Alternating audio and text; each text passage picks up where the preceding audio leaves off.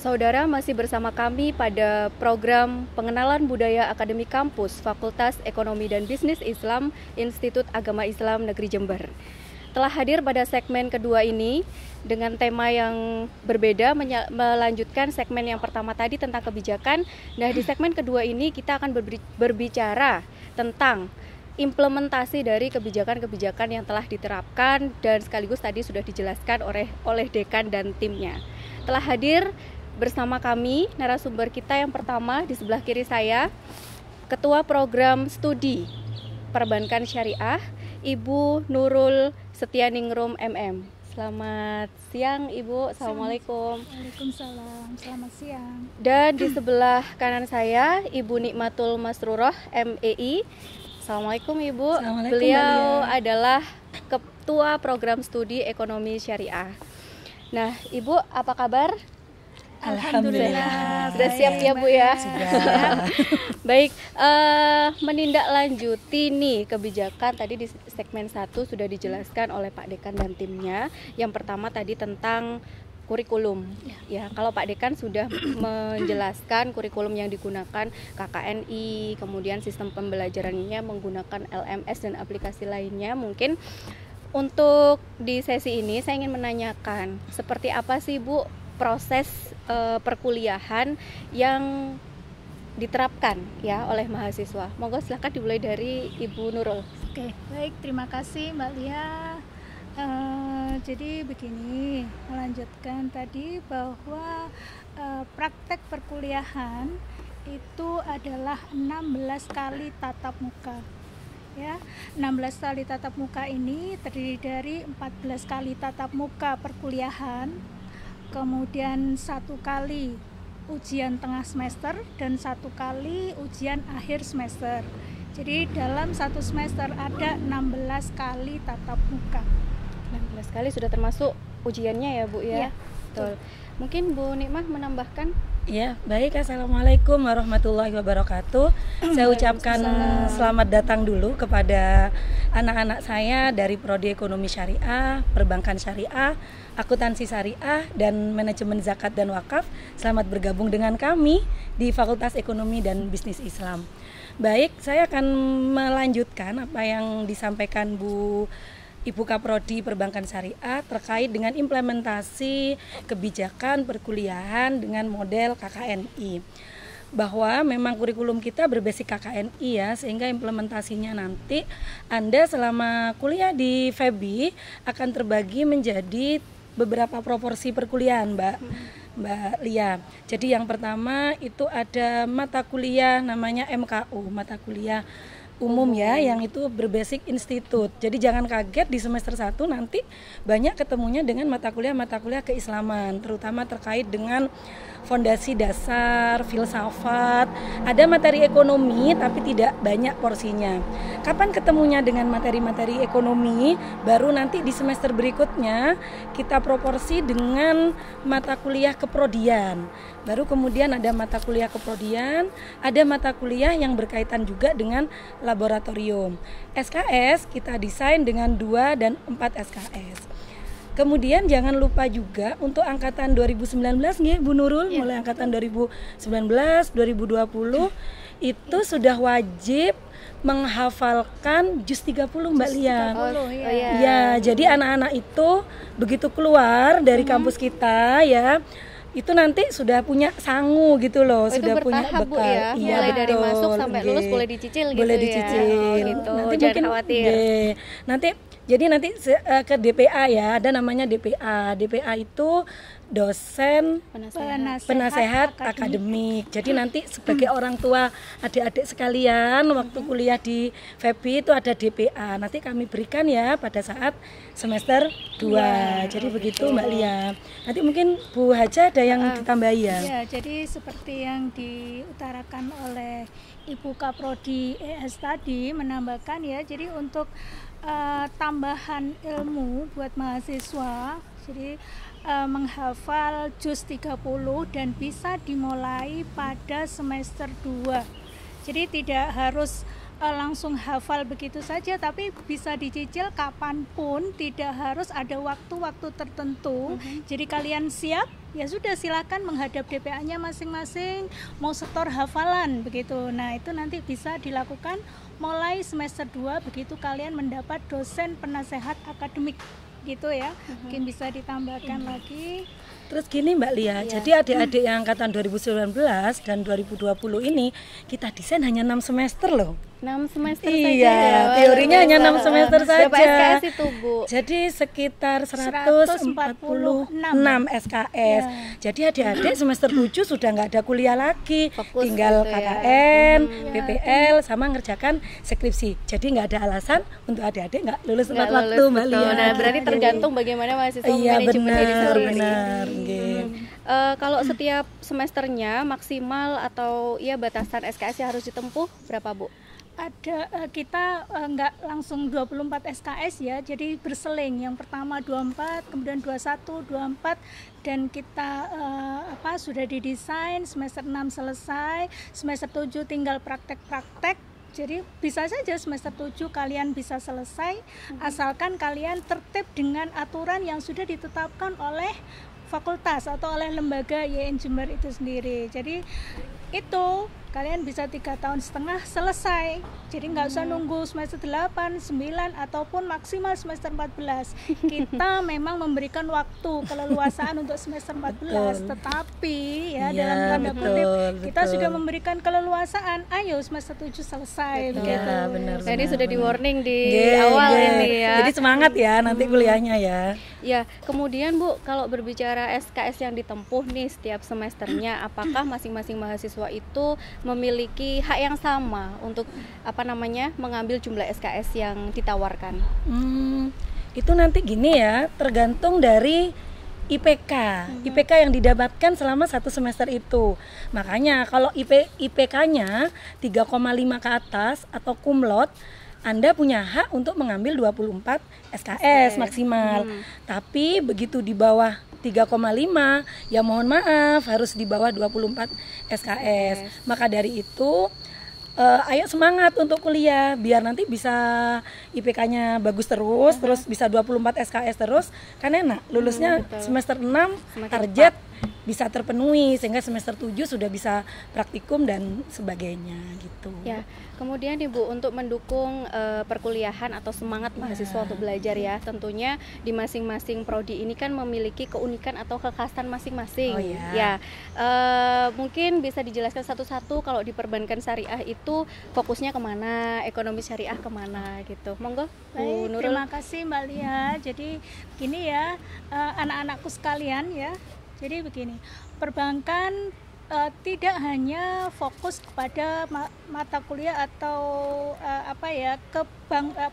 perbankan saja, tetapi karena memang kita dalam naungan Fakultas Ekonomi dan Bisnis Islam, maka jadi kita juga ada mata kuliah yang nanti mengarah ke sana. Jadi memang kalau kita berpikir perbankan, lembaga itu kan nggak mungkin semua mahasiswa akan diterima di sana. Yang jelas tapi memang kalian masuk ke sini arahnya pengen kerja menjadi perbankan. Tetapi kan ya nggak mungkin juga gitu ya. Jadinya tetap harus ada semacam wirausaha, bagaimana itu dalam lembaga keuangan non-bank. Jadi perbankan syariah jangan kemudian saya harus keluar jadi pegawai bank, tapi ada nilai tambah atau nilai plusnya, yaitu apa? Mungkin dalam kewirausahaan atau dalam lembaga keuangan yang non bank. Tapi memang di sini kita paling tidak memberikan istilahnya sangu untuk anak-anak perbankan ini loh. Kami juga mendatangkan praktisi dari perbankan yang nanti bisa kalian jadikan sebagai pegangan. Oh, saya harus begini seandainya saya ingin kerja di bank. Mungkin itu Mbak Lia. Iya, Kalau ekonomi syariah bagaimana Bu Nikmah? Jadi sebenarnya hampir sama ya dengan perbankan, karena kami di FEBI itu saling koordinasi antara prodi satu dengan prodi yang lain, Mbak Lia. Jadi kita tidak bisa membuat keunikan tuh sendiri-sendiri, tapi memang ada yang kita tonjolkan. Kalau di perbankan tadi sebagaimana disampaikan Ibu Kaprodi, bahwasanya yang paling unik adalah perbankannya ya. Di ekonomi syariah yang paling unik apa? Ini di titik kewirausahaannya. Karena memang di ES itu visi kami adalah menjadi prodi yang unggul di bidang ekonomi pembangunan syariah ya ke depan. Jadi desain kurikulumnya memang lebih banyak kepada analisis ekonomi Islam ya. Tentunya syariah ya, yang syariah. Jadi memang materi perbankannya tidak sebanyak yang di perbankan. Begitupun juga dengan perbankan. Porsi pengetahuan perbankannya jauh lebih besar daripada yang ekonomi. Jadi karena memang kalau di ES itu yang profil lulusannya, kita mengharapkan nanti anak-anak sekalian ini bisa menjadi wirausaha, bisa menjadi peneliti di bidang ekonomi syariah, kemudian bisa melakukan analisis kelayakan bisnis, bisa juga masuk ke perusahaan-perusahaan. Ya alhamdulillah juga kalau misalnya ada yang di perbankan. Ini alumni-alumni kita ES, PS, ini macam-macam Mbak Lia. Jadi yang di perbankan itu alhamdulillah sudah banyak ya Bu Haja yang masuk di bank. Di ES tidak menutup kemungkinan juga Mbak Lia. Masuk di bank juga. Iya, ada beberapa alumni kita yang juga diterima di bank. Yang PS ada kemungkinan juga jadi wirausaha. Jadi memang kita saling berhubungan, saling berkoordinasi. Iya. Kemudian nih, tadi kan dijelaskan untuk sistem perkuliahannya, untuk pengajarnya tentu selain dosen di bidangnya masing-masing, kita juga mungkin mengundang atau dosen dari luar. Tadi dijelaskan di segmen pertama bahwa kerjasama kita juga praktisi. Tadi Bu Kaprodi Perbankan juga menjelaskan bahwa praktisi yang diundang salah satunya dari perbankan. Apakah ada Bu kerjasama khusus yang dilakukan oleh setiap prodi ini yang sesuai dengan keprodian gitu lah? Iya. Silakan monggo. Ya, baik, terima kasih Mbak Lia. Jadi memang dari seperti yang diutarakan oleh Ibu Kaprodi ES tadi, bahwa kita juga menjalin kerjasama sesuai dengan prodinya masing-masing, karena tadi masing-masing prodi juga punya keunikan. Seperti misalnya perbankan ya, prodi perbankan syariah. Di sini juga bekerja sama dengan beberapa perbankan yang memang nanti akan lebih memperkuat dari para lulusan kita atau para alumni kita di bidang perbankan. Tetapi juga nggak menutup kemungkinan dengan institusi di luar perbankan juga, misalnya dengan perpajakan, kemudian misalnya dengan dinas-dinas yang masih erat kaitannya dengan kelembagaan, begitu Mbak. Berarti untuk peluangnya ya Bu, untuk peluang alumni lulusan, mohon maaf, itu tidak menutup kemungkinan perbankan tuh selalu ke bank, ekonomi syariah betul. Iya, harapannya ke depan Bu untuk FEBI, untuk mahasiswa baru khususnya apa kiat-kiatnya atau motivasinya supaya bisa lulus tepat waktu dan juga menjalankan perkuliahan sebagaimana mestinya. Kalau kiatnya karena sekarang masih pandemi ya, karena masih pandemi dan sistem perkuliahan kita masih daring Mbak Lia, ya silakan nanti diikuti perkuliahan yang insya Allah dimulai tanggal 21 September 2020 ya untuk semester 1. Nanti akan di-share nama-nama dosen dan nomor kontaknya. Nanti biasanya membuat grup WA atau Telegram ya. Kemudian nanti ada namanya LMS, nanti bisa di-share juga mengenai bagaimana cara menggunakan LMS. Yang pasti adalah ikuti setiap aturan yang diberikan oleh masing-masing dosen. Jadi Mbak Lia, setiap perkuliahan itu kan masing-masing dosen punya kontrak belajar tuh ya. Nah, jadi mahasiswa harus ngikuti itu. Jadi kalau misalnya Bapak A ini harus masuk tepat jam 7.30, berarti adik-adik harus masuk tepat jam 7.30, jangan sampai lewat dari itu.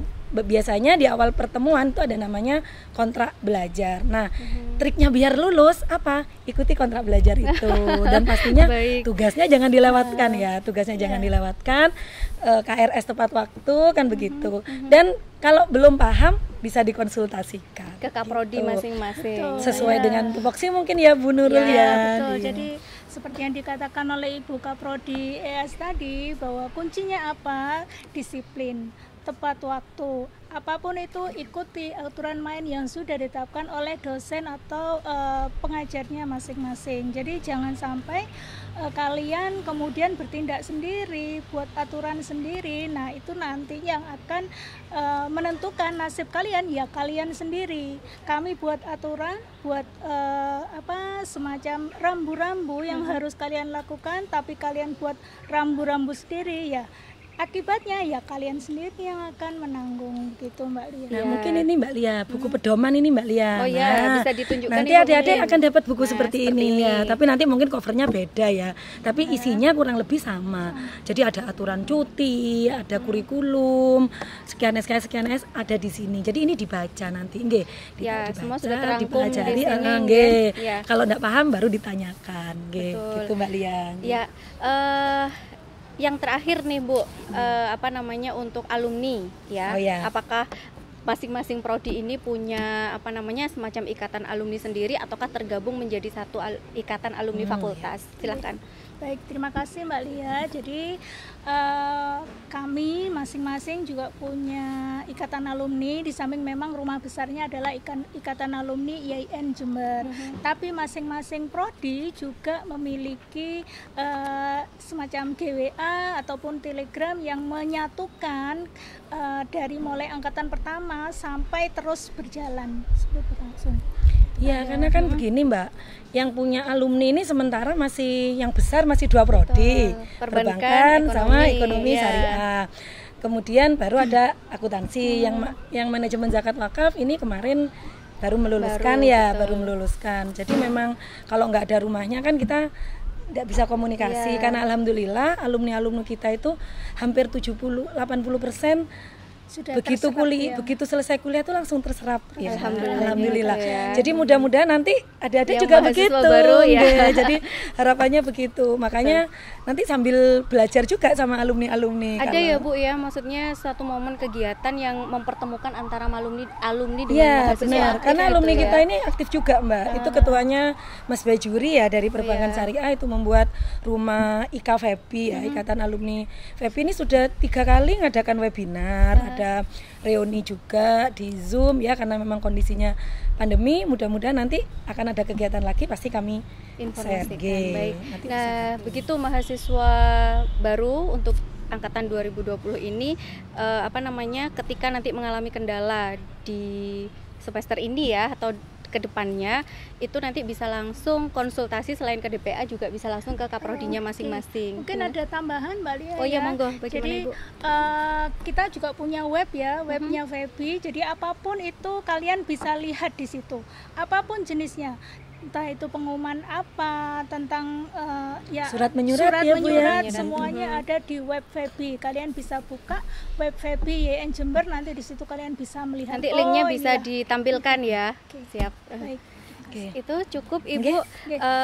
Terima kasih untuk segmen yang kedua ini. Terima kasih atas kehadirannya sama-sama, Ibu. Sukses selalu, sehat selalu ya. sama-sama. Dan tetap bersama kami menuju segmen yang berikutnya dalam program pengenalan budaya akademik kampus Fakultas Ekonomi dan Bisnis Islam Institut Agama Islam Negeri Jember.